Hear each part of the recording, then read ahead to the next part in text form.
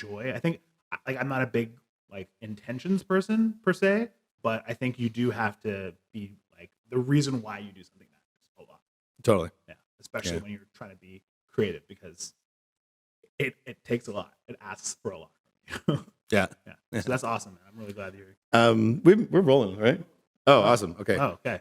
Good. I was like, 'cause that was good. I hope we fucking got that. But I do want to say thank you, Ian Cromwell, for being here. My pleasure. I've actually been really looking forward to having you on here. And it's funny because you walked in. You might need to switch to tequila. You walked in and mentioned the first thing you mentioned was that you've just played your first gig. Yeah. In like however many months. But the last time I saw you play was, I think it was a Locals Lounge gig. Or maybe it was just an early show, but I'm pretty sure it was Locals Lounge gig, which I also want to get into. But you showed up that day without your violin. Yeah. Because you lost it in a fire. I guess it was rude of me not to count that one. Like, so you know that I have the Cheers, by the way. Cheers, man. Salud. Salud.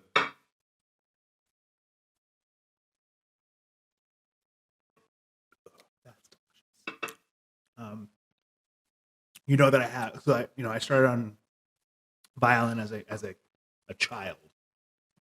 Did string quartets, symphonies, like classical stuff for the first, I want to say, 15 years of my musical life.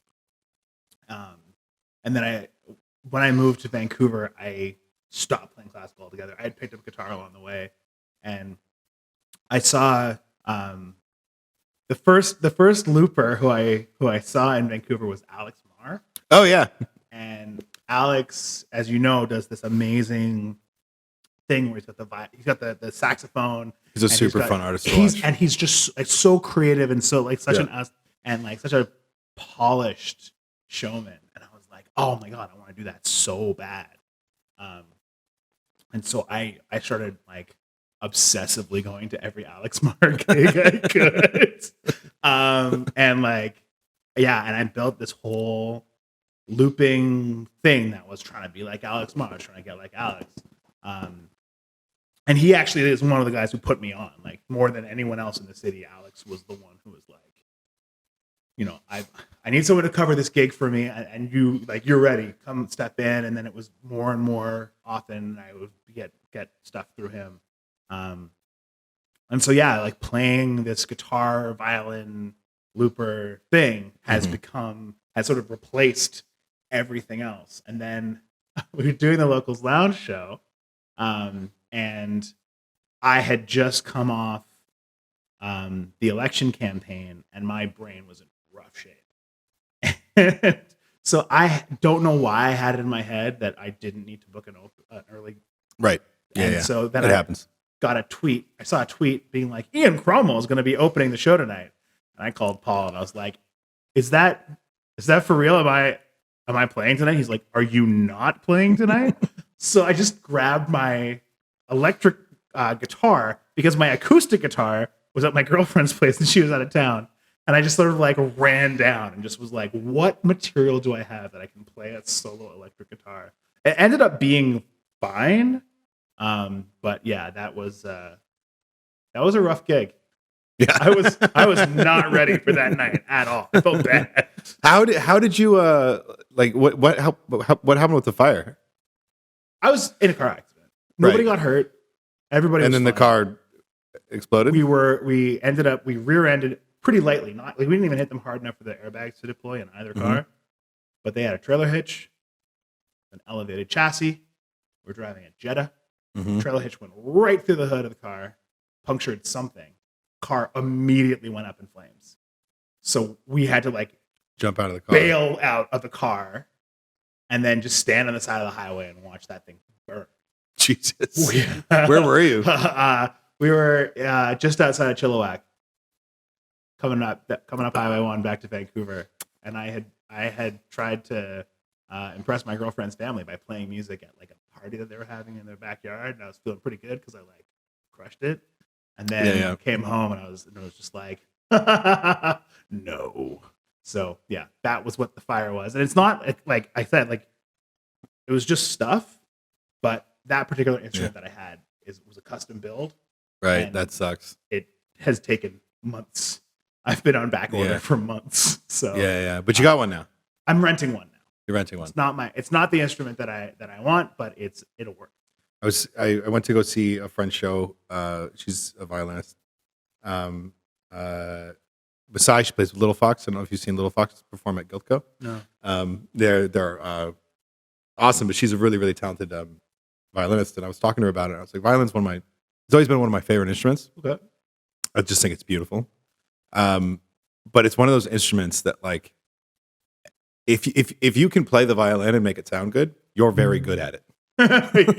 yeah. It's one of those, like, you can pick up a guitar, and if you have any aptitude at all and the time, you can bang out 4 beach songs that you can play by a campfire within a month. Absolutely. Right? Yeah. You know, because it's like most of them are 4 chords anyway, right? Yep. 3 or 4 chords. Yep. But the violin, like, it sounds fucking awful until it sounds good. Yeah. And that's a long period of time. You suck for a long time before you don't suck. It's good. So you had very patient parents. Yes, and a house with an upstairs and a downstairs that they could kind of shove me into. But yeah, like I think starting on the violin when I did was, I guess, lucky in the sense that I didn't have everything. When you're 6 years old is difficult because everything, you're not good at anything when you're 6. Yeah. So sure. And then my dad, who is a master of like the passive aggressive jujitsu, every time I complained that it was too hard and I wasn't having any fun, he was like, well, then why don't you quit? I don't care. Be a quitter. Doesn't affect me. I'll save money, save time. Why don't you go ahead and quit? And I'd be like, no, I'm not going to quit. I'll show you. And so, I stuck with it probably far longer than a lot of kids would have. Not because I was good, but because my dad was. Did you, was violin something that sort of they pushed you into, or was it always an interest of yours? No. So I have a sister who's 3 years older than me. She was on piano. Yeah. And you got to understand that I'm operating at this point with the logic of a 5-year-old. My sister played piano, therefore piano is a girl's instrument. Right. I'm going to pick the manliest instrument I can come up with, the violin. No idea where that came from. It could have just. I don't know. Maybe you were listening to some Jethro Tull or something. I don't know. No, sorry, not Jethro Tull. That's flute. I meant Kansas. No, I definitely wasn't. I have no earthly clue where I got the idea for the violin. Well, I mean, it was good. It's good. Something in the universe was telling you to play the violin. I made a random. You made a good life choice at 5. At 5 years old, and it is still paying off. And you've been playing ever since? Did you ever like take any hiatus with the violin, or this hiatus that I've been on since the car accident? It's the only one. I took a hiatus when my violin went up in flames. Yeah. Thanks, asshole. Yeah. Yes, I've been on involuntary leave. No, I stuck with it my whole life. It's been just a part of who I am, and getting to play what I play now, and the rooms I get to play now in front of the people I get to play for now. It's all of the hard work of learning an instrument pays off. And I don't mean that necessarily financially, although that too, but it is the thing that brings me the most joy. Was your family musical? Yeah. My dad, other than your sister, obviously. Yeah. My dad played guitar when he was a youth, and what's interesting about his story, so he's definitely a musical guy. He's got that in him, but he was the guy with the guitar in a place where that wasn't like pure cringe. It was a rare gift for someone growing up where he grew up. Yeah, to have that. But also like the guy with the guitar, that guy used to be cool. Well, and at the time, like living in Guyana and living in the Caribbean, back in the 1960s and the early 70s, not everyone had a record player, right? So you can't, even if you could find the music that you love on a record, playing it at a house party, not really possible. But now you've got this guy who every time you throw a party, you invite He shows up him with a guitar. and you tell him to bring a guitar. And he said that he kept getting invited to parties to be the entertainment, and that nobody really like talked to him or offered him food or like anything like that. He was just there as loud furniture, and Wow. he hated it. It got to a point where he was like, none of these people care about me. Yeah. And so he quit. He just completely gave it up. And it was maybe 20 years later that he started like singing in choirs. Oh, cool. Again, and he picked up the flute for a little while. But you got 2 kids at home, and Was like, that here or there? This was here. This was in Vernon. Yeah.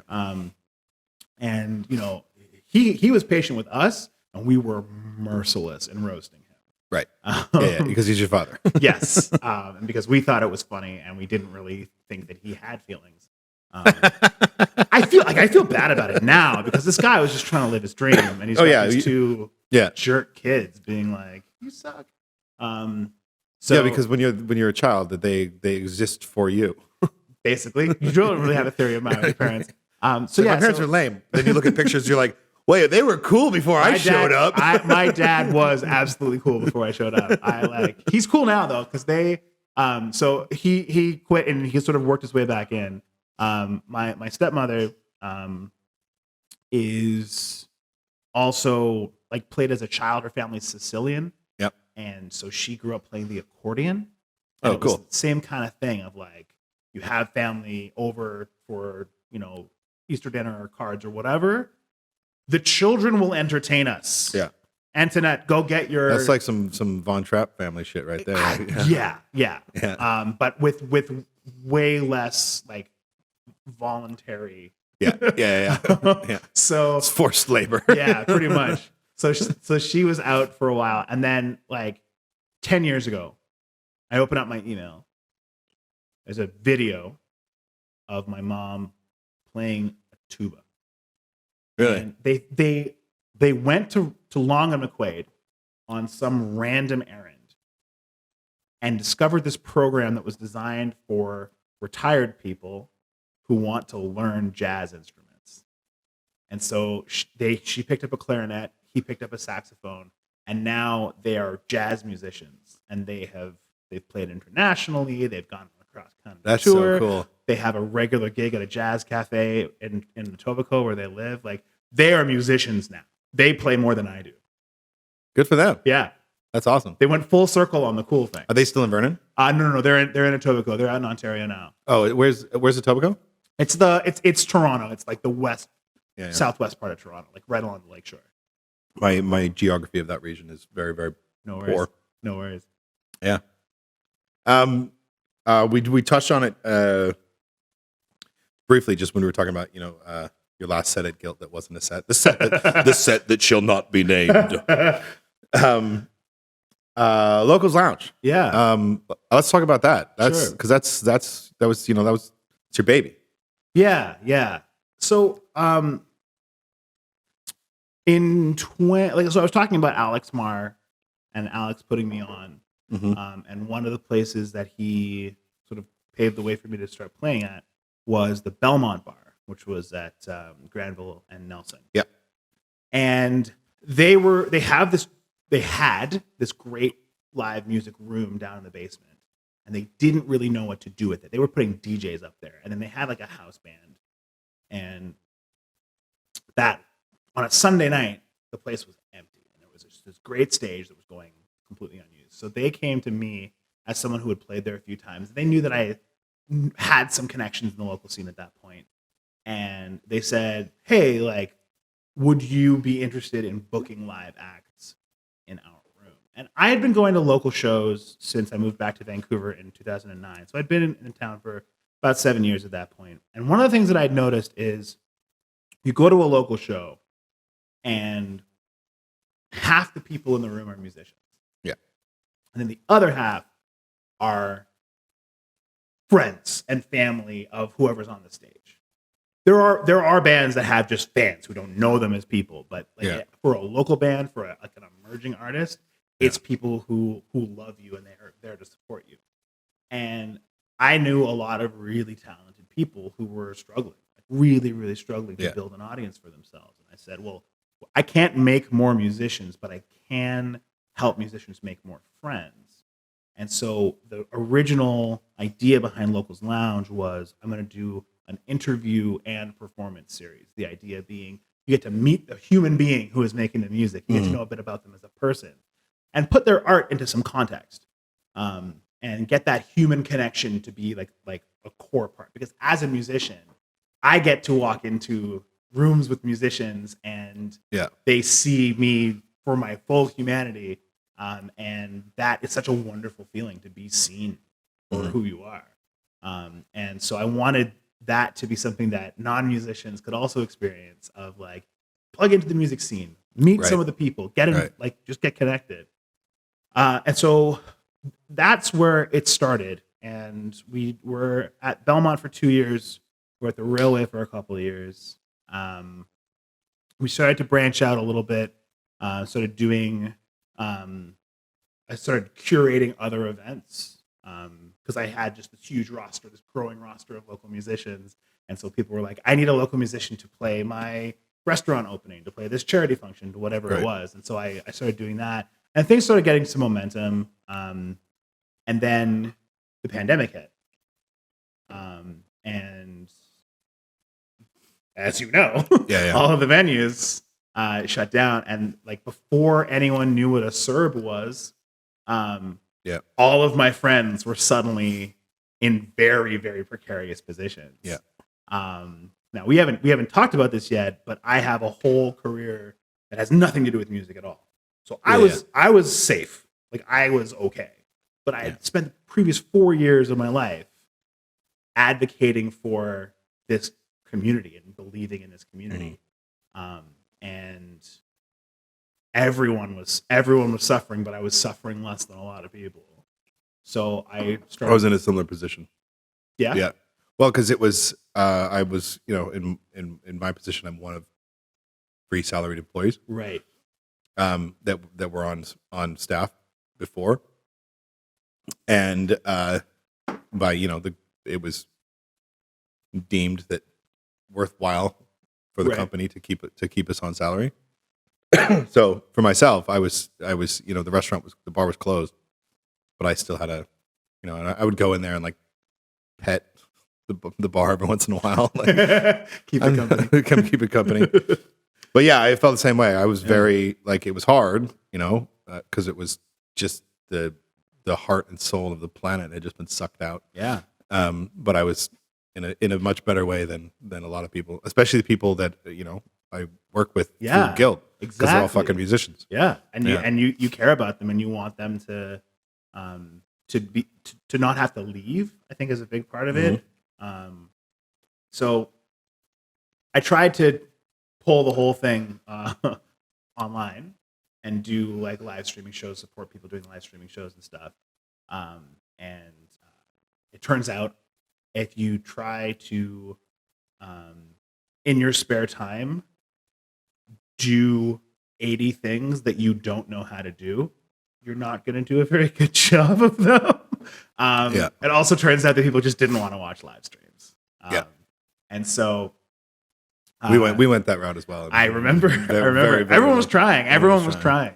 Well, the thing that I found with the live streams was that you were competing, like, because all really famous people were doing the exact same fucking thing. So like, we can't sell out, 60,000 person venues anymore. So we're going to do live streams. So everyone that was watching a live stream, they were watching like someone famous do it. I mean, the other thing about it, and like, no offense really intended to anybody in particular, but live streams suck. Yeah. Like they just do. Yeah. It's one thing like to tune into a conversation between two people, follow a conversation, like a Tiny Desk concert is a really cool concept or whatever. Yeah. But a live, the magic of live music happens in the room. Yeah. A live stream, you're not in the room, and there's no way to replicate to like digitally replicate the feeling of being in a room with other people. It just Yeah. you just can't. And we tried. We all tried, and now we know. And so I did a bunch of soul searching and put the project on hold and had a massive episode of burnout, and tried to figure out what the hell this project is actually for, and did some really interesting research. Although I do want to pause before I get to the research to say that it was during 2020 that I had a conversation with you and with Paul, and with the rest of the Guilt team, to do in the wake of the murder of George Floyd. Yeah. And there was a conversation about, Guilt and Company is a place that has built its identity around Black music. Yeah, 100%. How can Guilt and Company show up in the right way for the community? And some really interesting conversations happened in the wake of that, and I participated in a dialogue session that was hosted there. And one of the things that came out of that was we were able to actually do some shows at Guilt during a period where hardly anyone was doing any shows. And we had a little bit of grant money here, a little bit of grant money there. We were able to rub some nickels together and pay artists to be on stages, which was crazy because hardly anyone got to do that. Yeah. So that was amazing. But we ended up doing this kind of a research project. So that is my other side of my life is I work in research. I'm like a credentialed academic. Yeah. And I had realized that trying to do this online thing with no knowledge of who our audience was, we needed to understand more about what we were doing. And so we did this project that I called the Constellation, where we linked up with 5 different small scale events. And we supported those events as they tried to get up and running during the pandemic. High degree of uncertainty. No one knows what's going on. Let's collect some information from our audience as we go. Yeah. Figure out what we're doing while we're doing it. And then we ended up once the restrictions eased, we were able to get another infusion of funding. Shout out to Factor and shout out to Creative BC. Yeah. And we did this amazing series of shows at Guilt that featured. So up until then, I had been booking all the artists myself. Right. But what I started to do and started to experiment with is finding other people in the scene who had their own passion project, their own company, their own label, their own whatever, and say, okay, we've got a stage, you fill it. We're going to provide you with the cash. You're going to put your artists on that stage, and we're going to show off more of the city than we would if we were just going off of who I know personally. Yeah. And so I was really, really proud of the work that the team did in building that series, and it was great working with the folks at Guilt to bring this thing to life. But one of the things that we learned from the research, and one of the things that I learned from the process of going through all of that, is that live shows are not a great way to build community. You have to sit and listen to who's on the stage. Yeah. There's no incentive to talk to people at another table. Right. It's not unless you have, and we thought maybe that by getting the same people to keep coming back to the same show, that people would start to recognize each other and people will sort of build out their networks. That happened a little bit, but not enough. Yeah. And so in this year, the whole project has shifted really to go back towards that original idea of making those human connections. Yeah. And really, really drilling down on that. So doing things at a smaller scale, but also incorporating this idea of getting other people involved and turning some of the power, working more collaboratively with the platform that we've built, turn it over to other people, get other voices involved in the mix, and help build a more collaborative and connected music community, which I think benefits everybody. It benefits musicians, obviously. It benefits venues. It benefits organizers. And it benefits just the average person who likes live music, but doesn't necessarily love live music, but they're happy when it's there. And being able to put the many talented artists that we have in places where people can actually encounter them, there's nothing better than that. Yeah. So what's the next, sort of the next, you talk about the concepts, but concretely, what's the next step? Like, how do you, what's the game plan? So we're back doing data collection. Yeah. And that's been, I've been building some online tools that allow us to collect data without it being as much work as it was the first time we did it. There's some great automation tools and stuff that you can do in different online suites that you can do kind of that stuff with. We started doing a couple of small scale events. So we've been doing musician meetups and an online open mic that we did back in 2021. It was a good success, and we got some great folks involved. And it's really cheap and easy to run. Yeah. But we also got some funding. Once again, shout out to Creative PC. We got some funding to do music organizer meetups, and this is I think an underexplored area because, like I said, we did this collaborative stuff and met all of these people who had these really interesting projects, and they don't know each other. Right. There's no reason why they would. There's no conference, there's no association, there's no place to go to meet other people who love music, but then the way that they interact with it is not to play it, but to spend tons of hours writing a million emails so that other people can play it, so that you can pay them money. We're all a little broken, and so can we work together? Because a lot of the work you do, it's very isolating. It's very, you work really, really hard, and you end up reinventing a lot of wheels. That would be much easier. That work would be so much easier if we were connected. So we've been running these musician meetups and organizer meetups, and the plan is to try and build, as we get more musicians involved and as we find out how to serve the needs that they have, and we have a pretty good idea of what musicians are looking for. And as we learn more about what music organizers need and where the gaps are for that, and trying to basically just build the container for people to be with each other. I want to shift towards supporting other events so that they can have an easier time, because you spend a lot of time as a music organizer doing social media content creation and doing promotion and selling tickets and writing emails, and it's a big lift. Mm-hmm. But if we can get people working off of the same set of tools, then we can help build campaigns. We can help get the word out. We've community content calendar and things like that we can actually start getting people working from the same set of tools.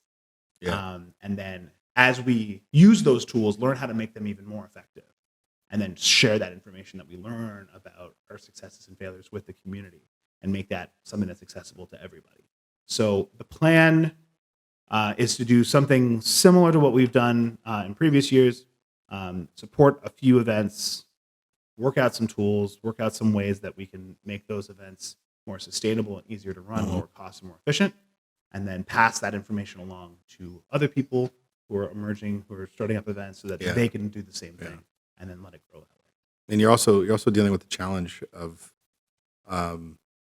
you talked about using the same set of tools, how rapidly those tools can evolve in our society right now, because it's what worked in 2018 might not work in 2023, right? No one knew what a chat GPT was 2 years ago. Yeah, exactly. It's just things fucking change so quickly. They really do. And it's you're like, why isn't this working now? And we deal with that in all facets now. It's so hard to keep up.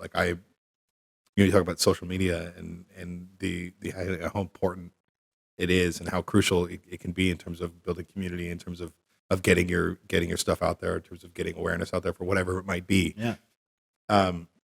And even those platforms change on a fucking dime. No one knew what TikTok was. Yeah. Right. Yeah. But I think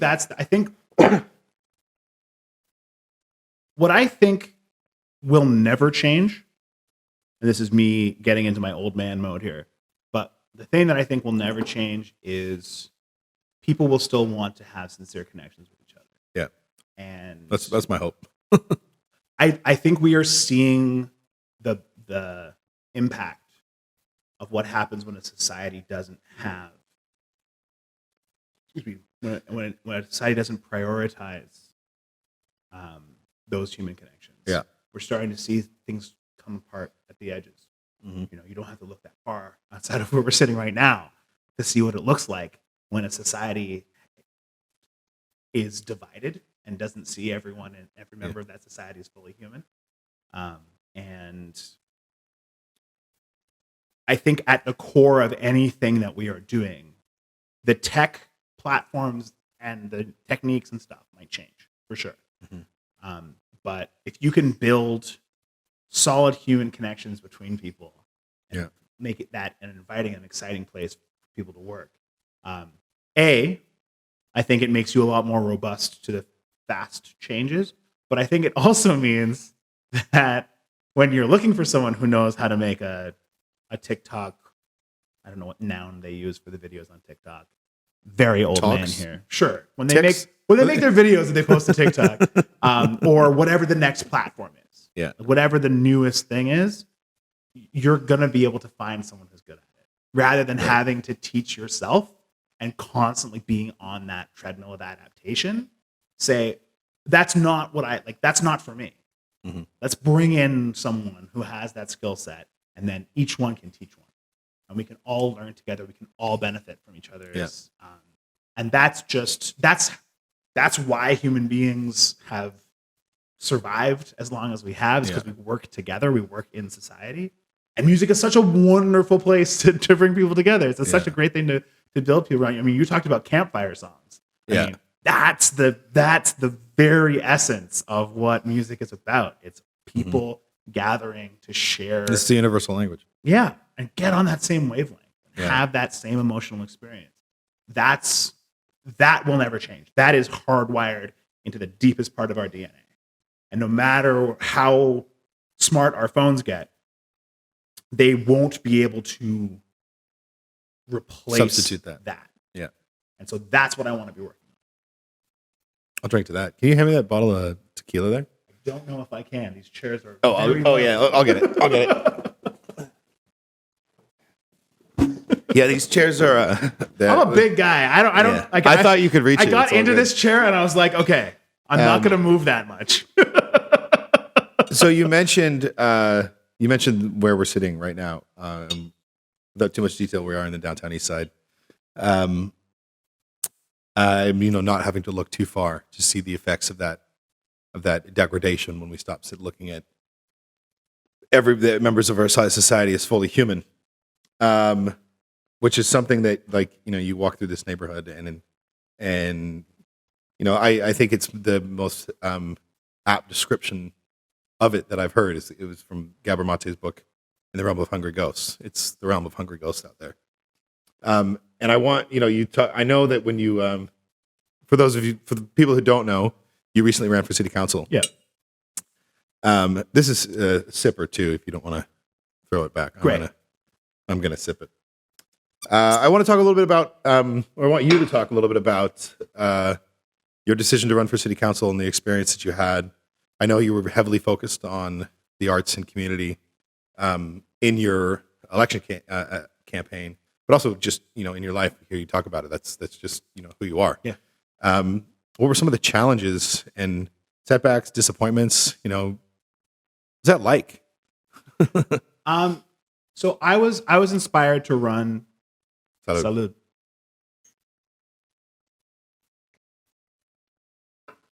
I was inspired to run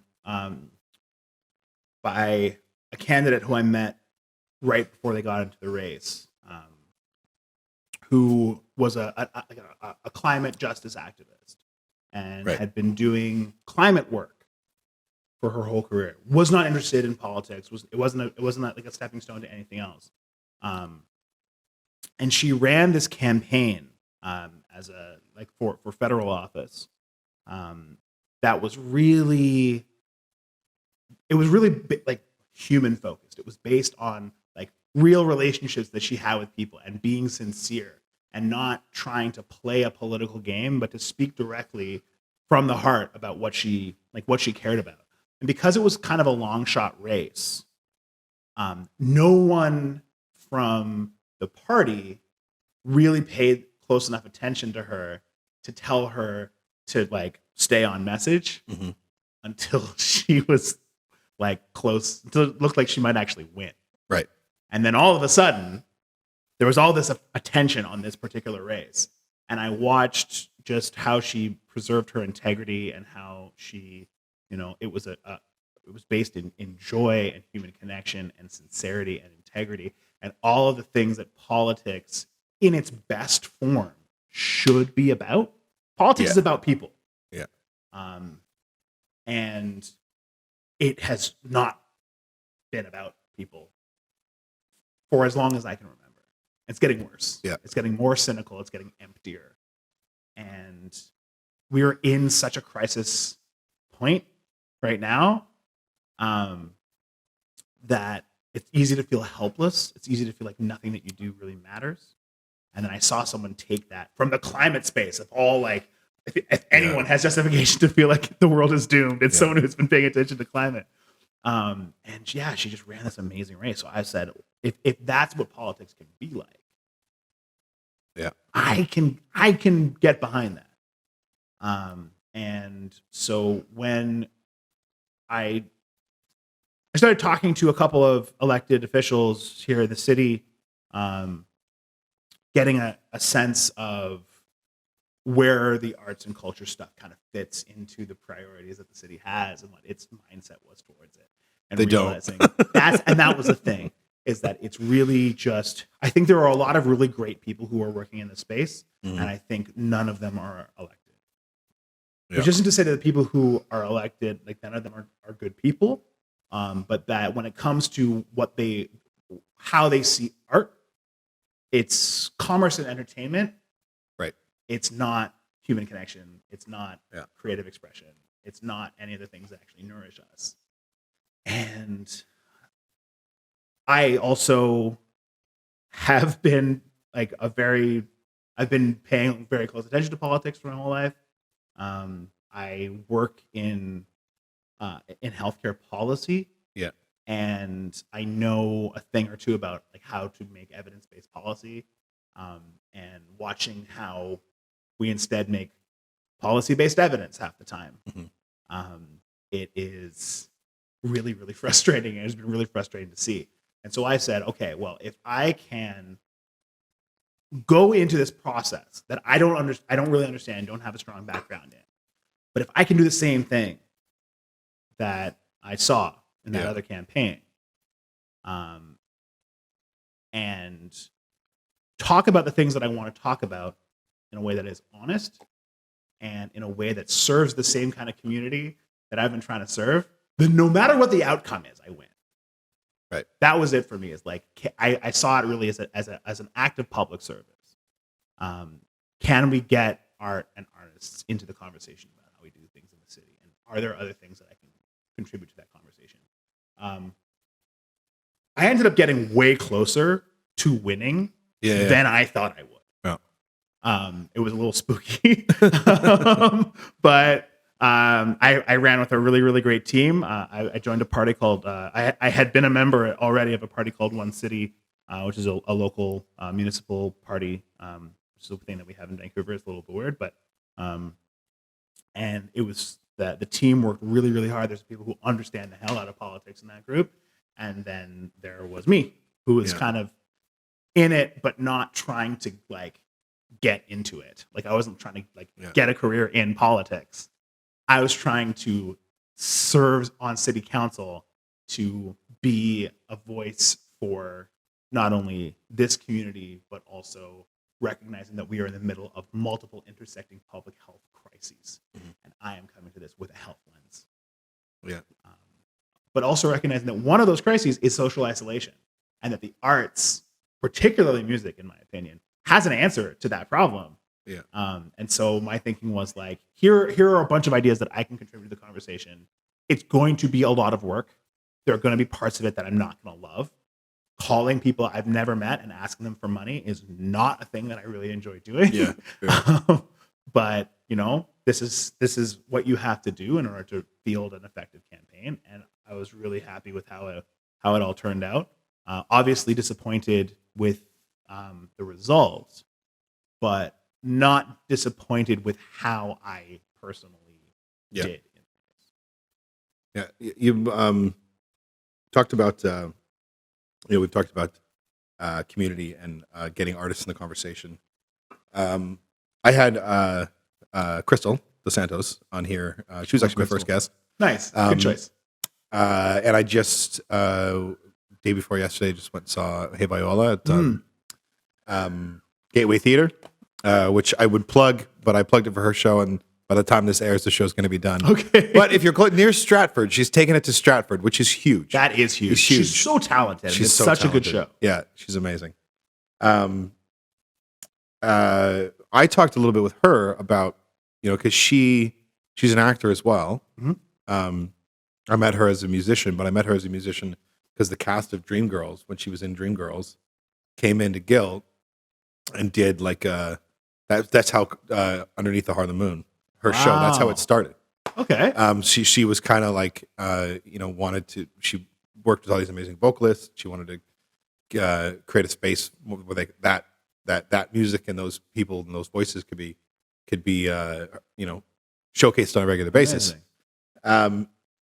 But we were talking a little bit about how there's different there's almost like different artist camps in Vancouver. Yep. And they intersect, it's so counterintuitive how little they intersect. Yeah. And it's like the theater world is very much the theater world in Vancouver. It's like, and there's nothing bad about it. I'm not but you go to see the shows and it's like the same thing as Guild. You can go to Guild and you can see there's a community of musicians and they play there. And you see a lot of the same players rolling through with different acts and different bands. Yep. A lot of times I'll see a headline. I'm like, I've never heard of that band. And I'll go in and I know everyone on stage. I'm just this is a different band. Yep. The theater thing does the same thing. Bard on the Beach every year. He pulls from the same acting pool. Every once in a while, someone else breaks in. Every once in a while they do something different. And then a few artists will cross over. And then you've got you've got the visual arts world that there's little boutique art shops that pop up all the time that are, you kind of walk into them and it's like in a pub and there's and that's the bar that does that. That's the bar that does that. And there's a little community there. Yeah. And I just went to my friend's art show the other day and there was 6 or 7 artists that had probably 6 to a dozen pieces up each. They're selling prints and stuff like that, and it's this whole little pocket community of artists. Yep. It's why the fuck haven't we figured out how to fucking bring those circles together? And that's something that I'm because there are some people that hop in between them, right? Mm-hmm. But they're not. It's a small number of people, and that to me is something that I think there's so much potential for, because it's just different ways of expression, different ways of art, and music is this, and theater is this, and visual arts is this, and film is this, but there's crossover, and if that community could band together, that being part of talking about getting artists as part of the conversation, we could do a lot. Welcome to why I am doing what I'm doing in this year. I could not agree with you more strongly. But what's interesting is I've had this exact conversation. That's why I laughed when you sort of described all the different little, the little silos. I've had this exact conversation with tons of people, especially during the municipal campaign. Yeah. People reaching out and being like, I do art stuff. I had this really cool project that I've been working on for 30 years. And I'm like, oh, well, do you know this person? Never heard of them. And so recognizing that there is this really disconnected patchwork, but that means that there's so much potential because the talent is here. Mm-hmm. And what is lacking is coordination and cohesion. And So even just the act of getting people to have conversations with each other is part of the work of building something that is more robust and that allows us to pull from. And that's not just true. I mean, it's true at a more micro level and it's true at a more macro level. By which I mean that even within the music scene is not cohesive. Right. There are a ton of different tiny micro pockets Totally. of music Yeah. all over the place. Which is something like Locals Lounge brought in a lot of artists into Guilt that were new to Guilt. Yeah. That wouldn't have that introduction wouldn't have happened.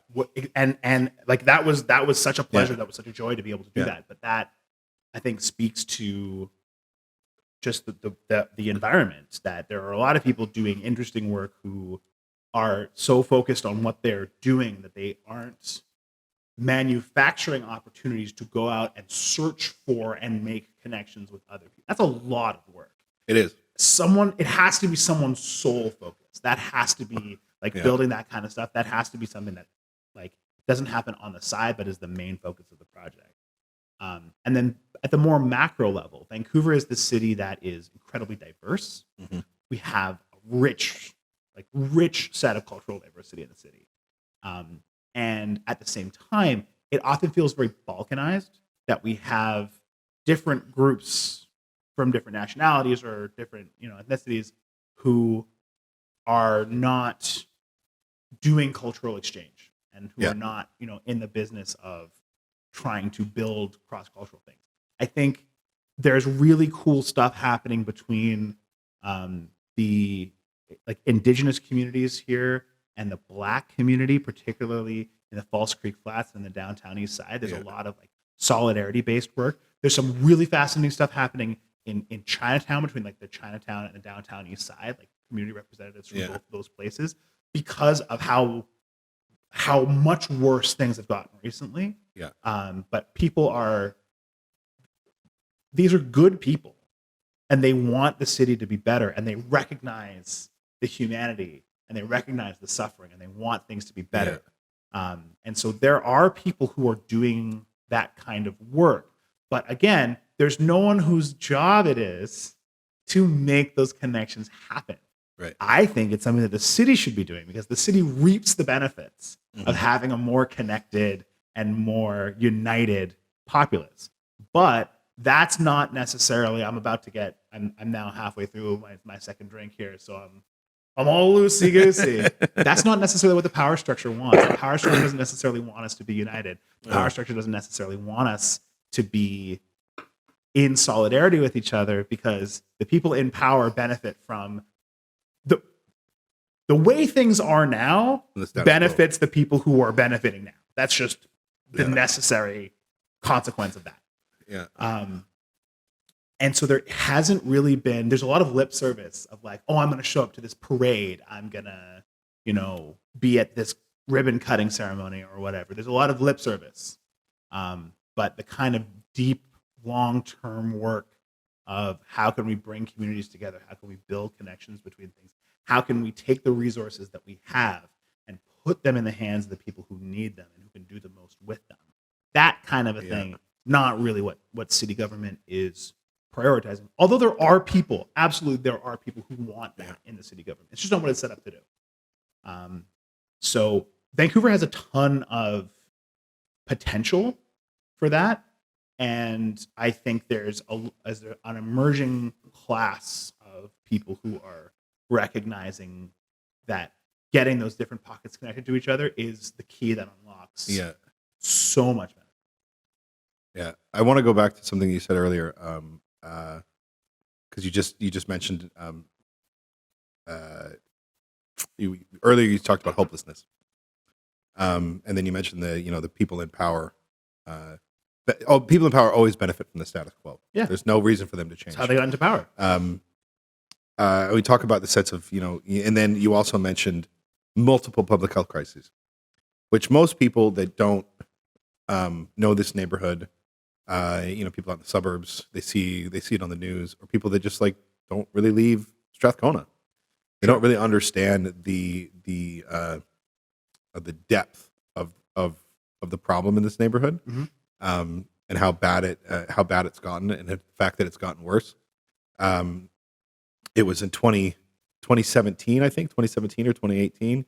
A national health emergency was declared over the opioid crisis, overdose It crisis. was 2016. We just celebrated the So- 7th and nothing's anniversary. changed. Nothing's changed. I mean, Some things have gotten worse. I think that decriminalization. I think was a very, very small step, but I think it was a step in the right direction. Personally, but that's neither really here nor there. Not what I want to ask you about. Because you ran for local office, so much of what affects, and I feel like what a lot of people don't understand about politics, because they feel that sense of hopelessness. Mm-hmm. They see, especially because where our media is dwarfed by our neighbors to the south. So much of what we consume is a lot of Canadians don't really understand the subtle differences between, the Charter of Rights and Freedoms and the Bill of Rights. It's like it's all sort of the same. It's Constitution, right? I've also, halfway through I finished 2 drinks, so Let's get real. I'm having a hard time focusing, but it's so easy to look at the problems and say they're too big and they're not going to go away. So I'm not going to get involved. I'm not going to fucking vote because nothing ever changes. But what a lot of people don't understand, and it's like the local elections, municipal elections, have the lowest voter turnout. Yep. What happens at that level affect your everyday life more than any other election. Yeah. And it's like, and they're also the easiest elections to turn. Yes. Because it's a small community. You don't have to get national recognition. You don't have to get provincial recognition. You don't have to get you have to affect a 30 block radius to get someone. And it's like, I guess the question is, how do you see us making that? Because I feel like if people knew that, because and again, you talk about the powerful not wanting to change the status quo. Low voter turnout benefits the people in power, because the people who are voting are the people that understand the system. The people it's not the people that are disillusioned. It's not the people that want to see change, because they're like nothing will matter. Yep.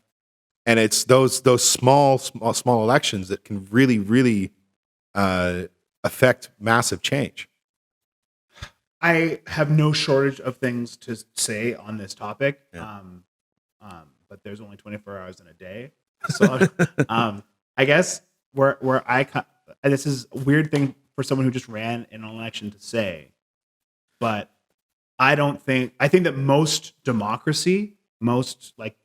democracy happens in between elections. Right. It's not just about who shows up to vote. It's about what happens in the in-between. Like people have a lot more power than they think that they do. But the ways, the doors to access the halls of power and the levers of change, it's not that they're hard to open. It's that there's kind of a moat around them. So the door is more or less open. It's not actually that hard to get involved in politics. It's really actually very, very easy. But to understand the system in order to actually participate in it requires a lot, especially in a place like Vancouver. We have a really messed up political infrastructure. Yeah. We don't have a ward system.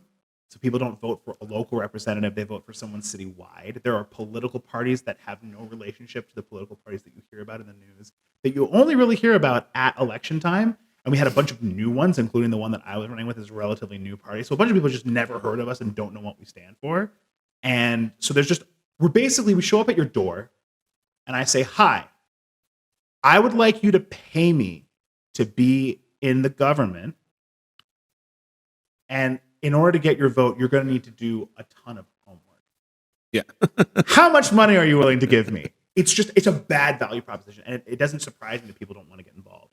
And what I think we have to do as citizens, as residents, as people who care, is to remove ourselves from the idea that politics is about elections, that it is about elected officials, that it is about government. Politics is about people. And people who are uniting to organize around an issue, to get involved, to make their voices heard, to make positive change.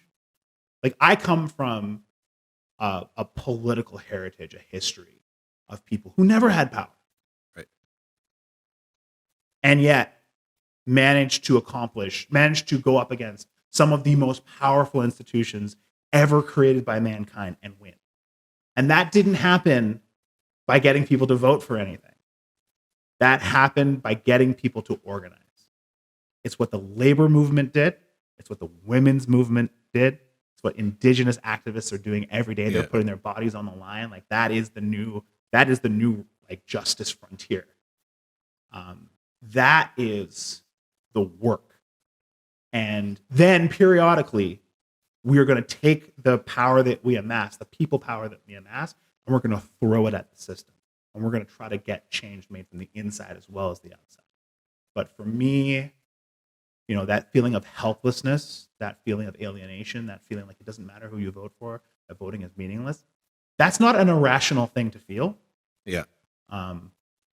Because the system has become meaningless. The system has become the political system has become about saying things that have focus grouped well, that are going to appeal to the median voter, and that are going to offend the smallest amount of people. Yeah.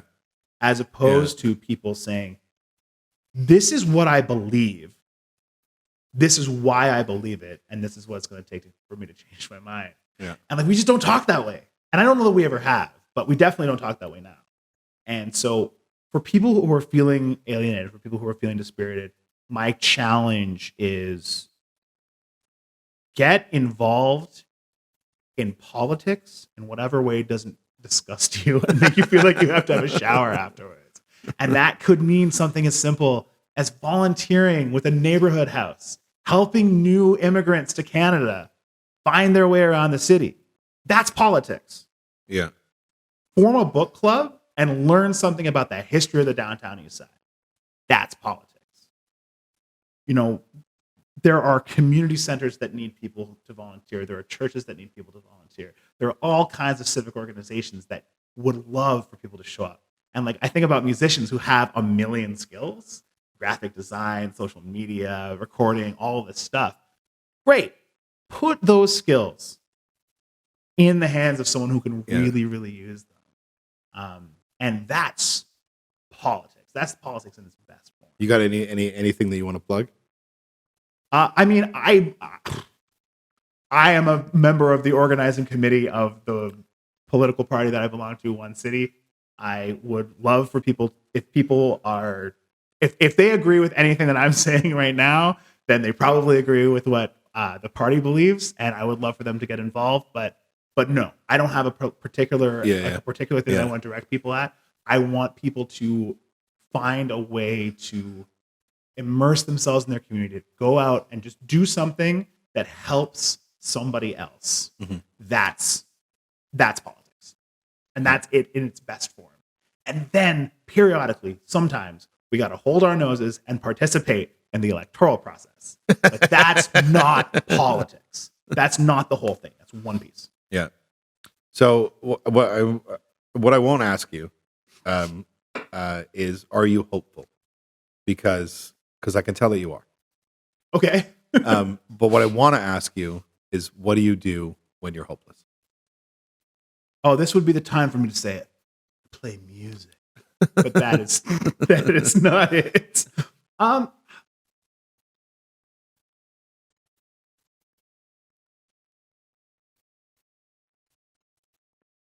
We are small as individuals. We become bigger when we come together. And there are a lot of people who need others. And doing something, anything, some small thing that connects you to another human being, that helps them, that puts you in service of another, puts you in solidarity with someone else, that is that's how you push back against the helplessness. Yeah. Because you can help. You might not be able to fix the world. And I don't know if the world is fixable at this point. But I know that there are people in my life who I love dearly, who are glad that I am on this planet, and I know I can make their lives better. Yeah. And I know that if we work together, we collectively can make an even bigger difference. So it's a series of small steps as opposed to trying to shoot the moon. And if you want to shoot the moon, I mean, God bless you. And when you go for it. When you need to come down, come check out a show. It'll cheer you up. But yeah, I think I mean, I don't know that if I am a hopeful person, but I am way too stubborn to stop fighting. Yeah. Good for you. So you see yourself running for office again? I don't know. You know, where the wind takes you? I am not. I'm going to be involved in politics in the same way that I've been describing. I think the work that I'm doing with Locals Lounge is going to accomplish a lot of the things that I want to accomplish politically in terms of building a more connected city where people feel like they belong. And if there is an opportunity for me to serve my community in that way, in that capacity of bringing people together, I'll jump at the chance. But 3 years is the next election's in 3 years. That's a long time from now. Yeah. 3 years ago, I wasn't thinking about political office at all. Mm-hmm. So there's nothing that happened during the last campaign that makes me say I don't want to run again. Right. And that's about as much information as I can give you on that front. Wow, that's spoken like a true politician. Damn it. Awesome. Yeah. I love the way that you talk about the power of the sense of community. It's everything. It's everything. It's everything. Yeah. And it's really beautiful to hear, you know, because it's, and again, the reason why I said I won't ask you, maybe I was projecting on you when you said I'm not a hopeful person. I wouldn't classify myself as a hopeful person, but I think that your words are very, very hopeful, and I think that is something that needs to be heard more about, you know, making those connections with people. So I want to pour us one more little. Can I give you one more tiny one? Sure. Because I will. It means I'm not taking an Evo home.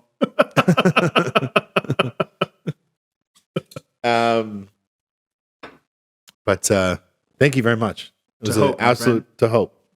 Cheers.